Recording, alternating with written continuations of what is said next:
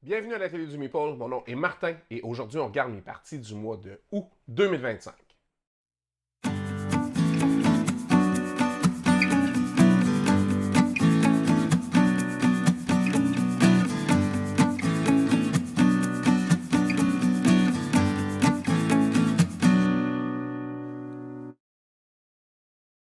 Regardons les jeux que j'ai joués ce mois-ci. J'ai joué 25 parties.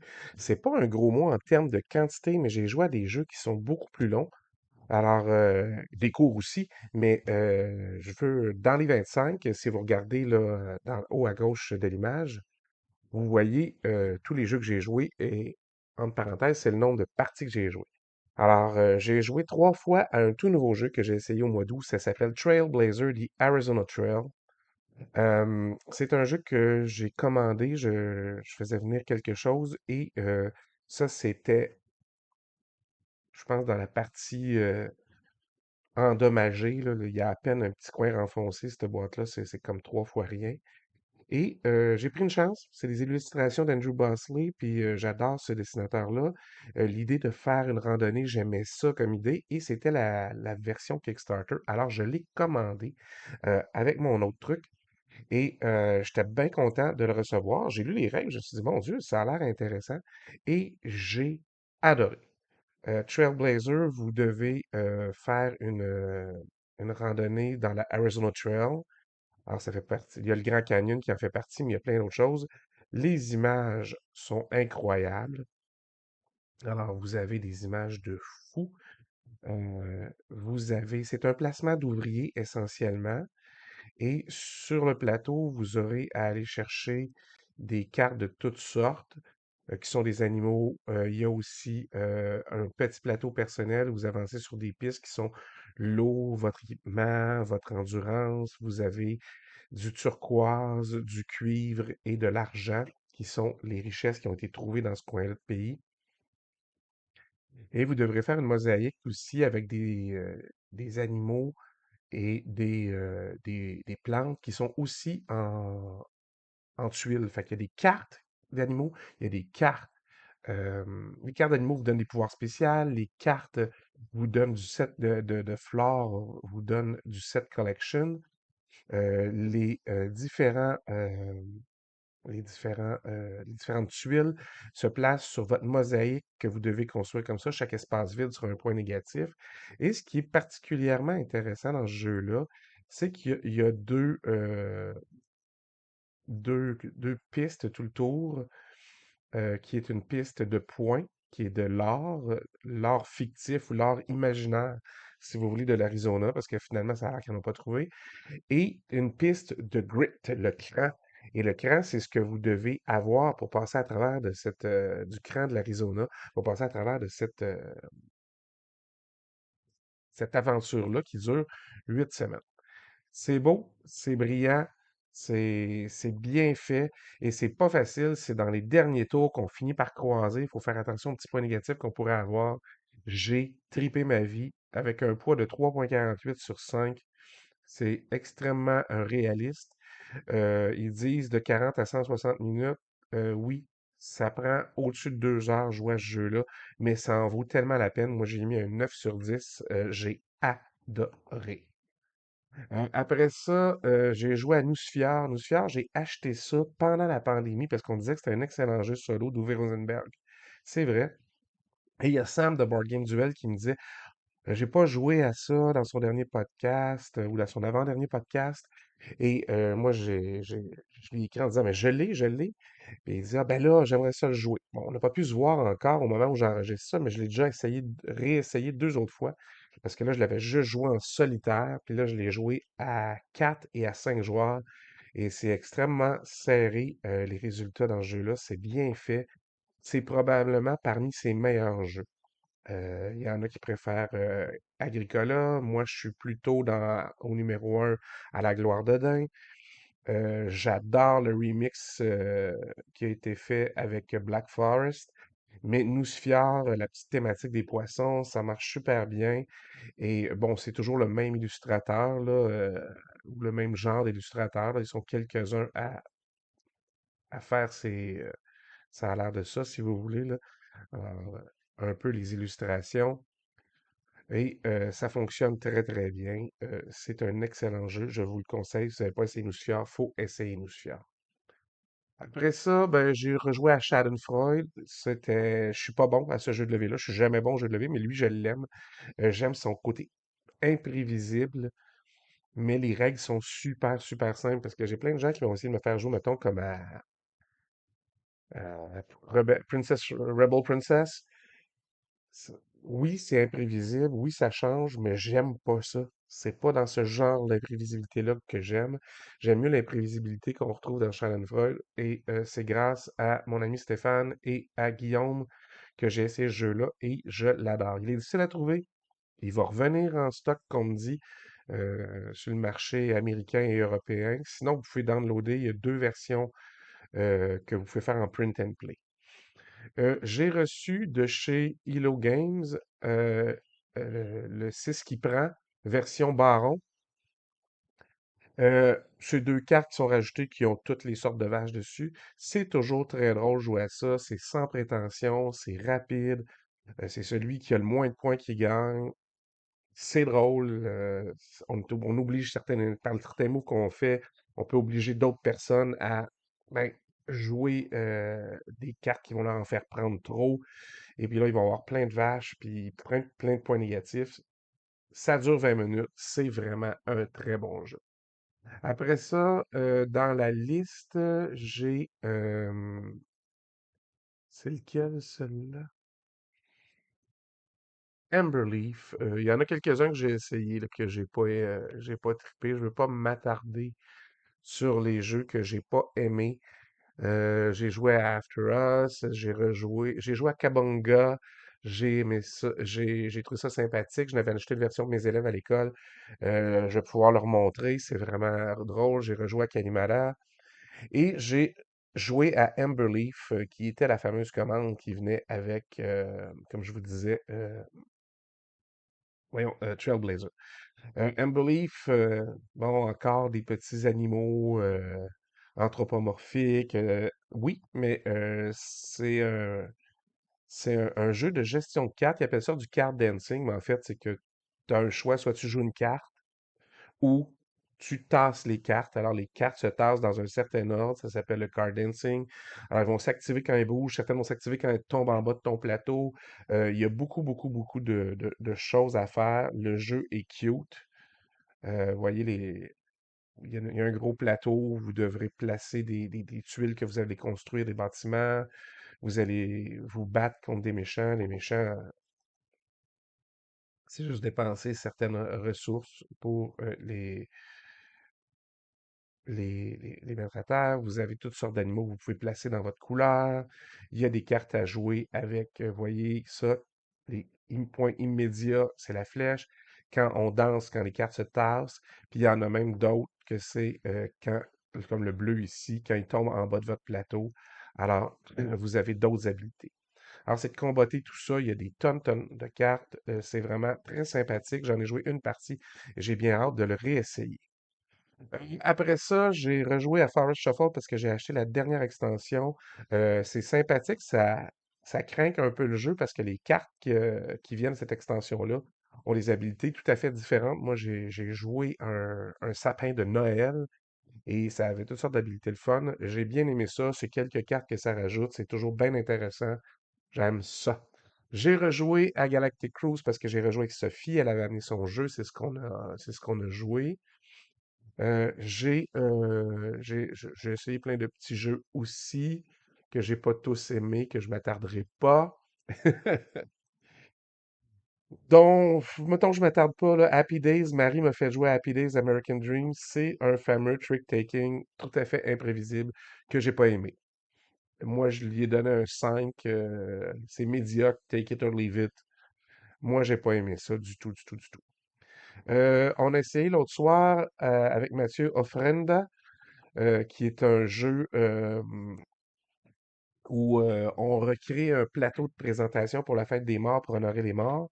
Il y a du set collection, on place des personnages qui sont morts et quand on arrive à remplir les conditions, on les retourne et ils vont nous donner des points.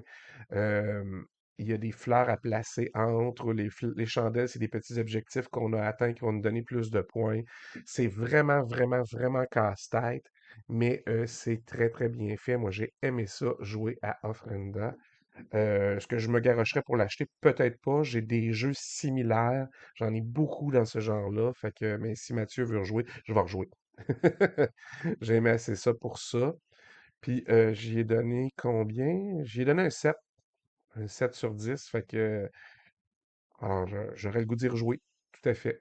Je vous ferai remarquer que moi, je me colle aux définitions de BGG parce que si tu te colles pas aux définitions de BGG, tu sais, si tu veux noter un jeu, ben, selon un système, ben, tu fais ton propre système puis tu le notes à part. Ou si tu l'inscris sur BGG, ben, c'est parce que c'est vraiment ça que faut que tu donnes la bonne correspondance. Si vous faites pas ça, vous scrapez tout leur système puis vous servez à rien. Vous faites un move inutile. C'est mon opinion. Vous avez le droit de pas la partager.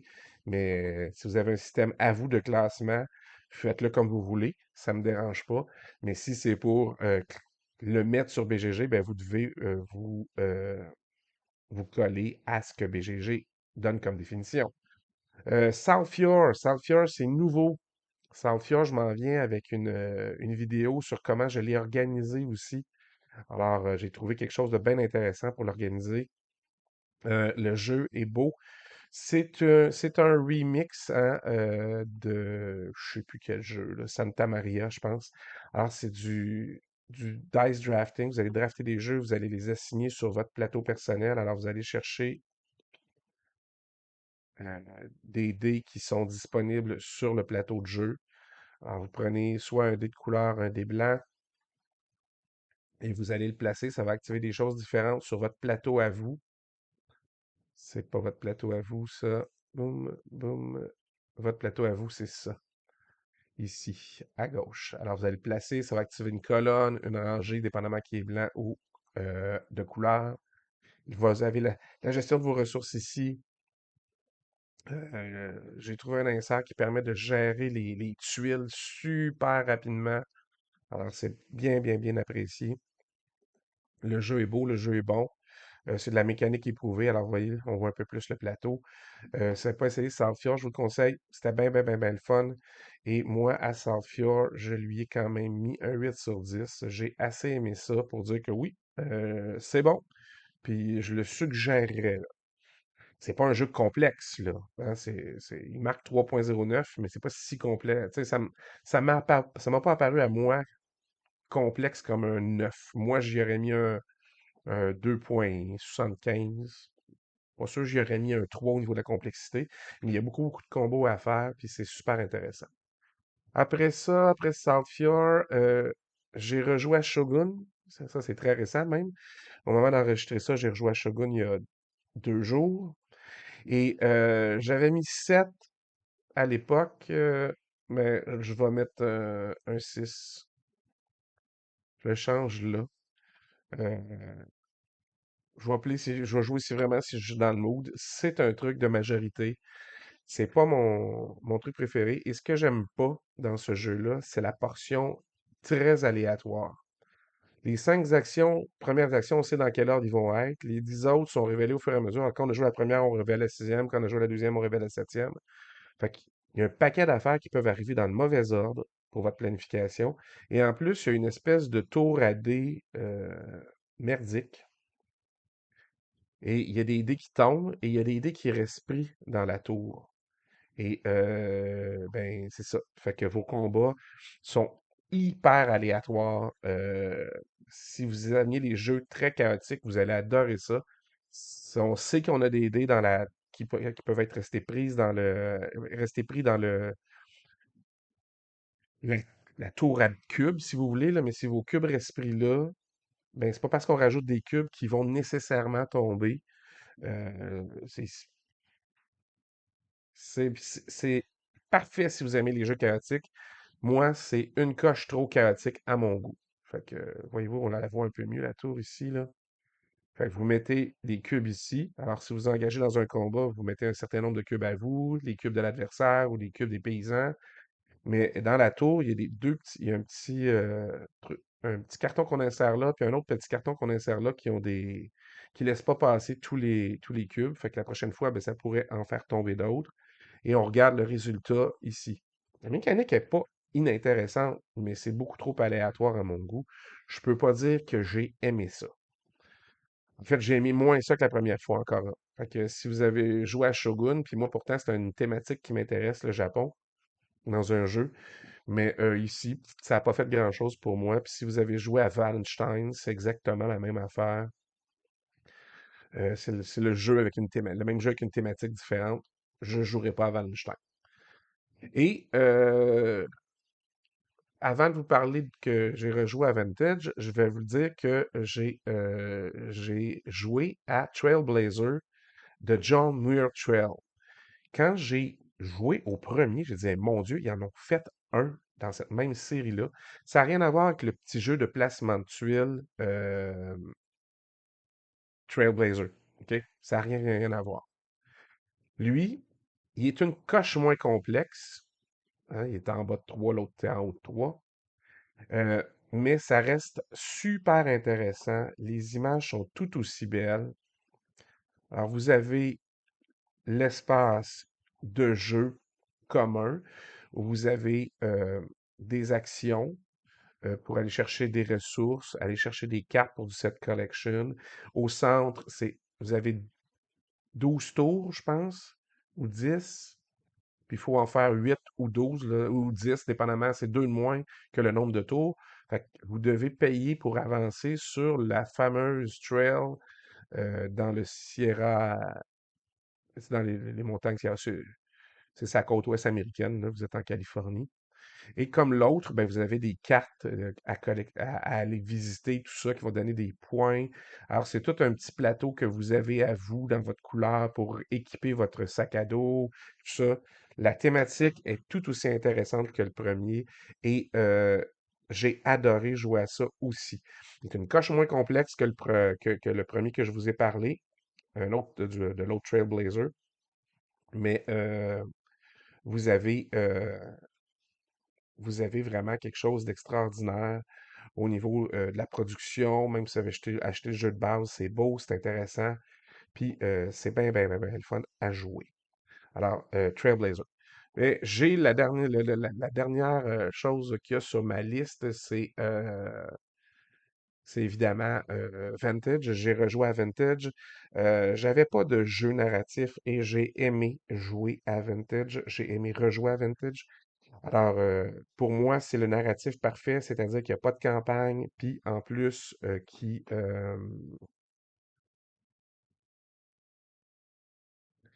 a pas de campagne et que le narratif est assez court. Alors, vous avez juste des petits textes à lire, puis l'histoire continue rapidement. Parce que des fois, votre tour peut s'échelonner sur un bout, puis ça veut dire, mais ça peut être long. Ça peut être long, oui, ça dépend des parties, mais en général, la production est belle, vous allez faire toutes sortes de choses intéressantes. Et le Vantage, ben, c'est vraiment la carte que vous regardez, c'est votre point de vue à vous. Et vous êtes toujours en communication radio avec les autres. Alors, c'était intéressant, j'ai aimé les concepts. Je trouve que pour une fois, la thématique de science-fiction fit parfaitement à un jeu. C'est pas un jeu déguisé qu'une thématique de science-fiction. Et les dessins sont magnifiques. Toute une équipe de dessinateurs pour Vantage. J'ai aimé ça aussi. Alors, ça faisait le tour de mes parties du mois de août 2025. Un beau mois, j'ai joué à moins de jeux, oui, mais j'ai rejoué plus souvent au même, puis à des jeux un peu plus lourds, un peu plus longs à chaque fois, ce qui laissait pas toujours, qui permettait pas toujours de rejouer à plein d'autres jeux. Je suis très satisfait de mon mois et j'ai bien hâte au mois de septembre de rejouer plein de ces jeux-là. J'espère qu'ils vont revenir dans mes jeux pour le mois prochain parce que j'ai eu énormément de plaisir. Vraiment, les Trailblazers, les Vantage, tous ces jeux-là, je veux rejouer à Southfjord, je veux rejouer à Nusfjord. Euh, Vraiment, c'était fort, un mois ludique fort sympathique. Alors, j'espère que ça vous a plu. Nous autres, on se revoit la prochaine fois. En attendant, amusez-vous.